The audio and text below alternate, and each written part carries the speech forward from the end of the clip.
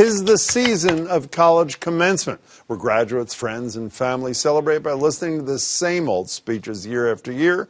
And I should know. I spoke at the Fisher College graduation ceremony back in 2010, and I haven't gotten another invitation since.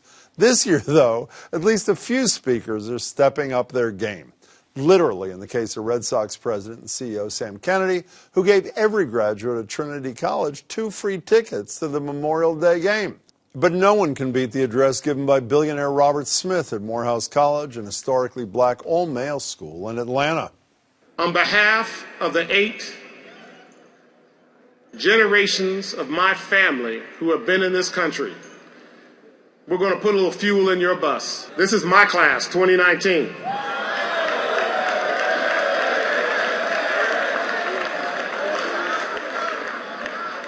And my family is making a grant to eliminate their student loans. The facial expression of the man sitting behind Smith says it all. After the richest African-American man in America announced that he would be paying off the college loan debts of every one of the 396 men graduating that day, saying he expected them to pay it forward. This is a life-changing gift, obviously, for young men like Elijah Dormius, whose father died when he was 5 and was one of 9 kids. I mean, if I could do a backflip, like,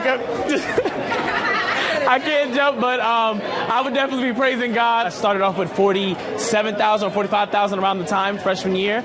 And then each semester, after every 2 years, the tuition goes up. Whoa, yes! No loan, no debt. That's right, no loan, no debt, no stress over crippling bills, and no pressure to pursue the career best for debt retirement rather than the one you truly want. But as for the rest of the country, the crush of student loans is just getting worse.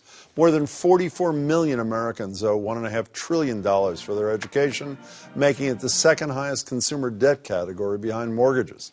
In 2017, the average 4-year public school student borrower owed almost $27,000 in loans. For private schools, more than $32,000. And at historically black colleges like Morehouse, the average debt load is 32% higher. So who helps the nearly 2 million other kids getting out of school and heading into the real world this month? There's the Public Service Loan Forgiveness Program, but it only applies to federal employees, nonprofit workers, and teachers. That needs to be broadened. Plus, according to the New York Times, over the last quarter century, quote, average tuition rose by 85%, while average state spending measured on a per-student basis declined by roughly 5%. Which means states need to work on recommitting funding to help offset rising tuition costs at public schools. And the few dozen candidates for president have to follow Elizabeth Warren's lead and come up with a plan. Hers would offer up to $50,000 in debt relief to those earning under $100,000 a year, and repayment would start on a sliding scale for families earning more. As for the financing, she'd implement higher taxes on the very wealthy. But whatever the plan, the bottom line is this. Something's got to give, and soon. Either Washington needs to act like they really care about their constituents, or you better hope Robert Smith is speaking at your kid's graduation. What do you think? Email us, tweet us, share your thoughts.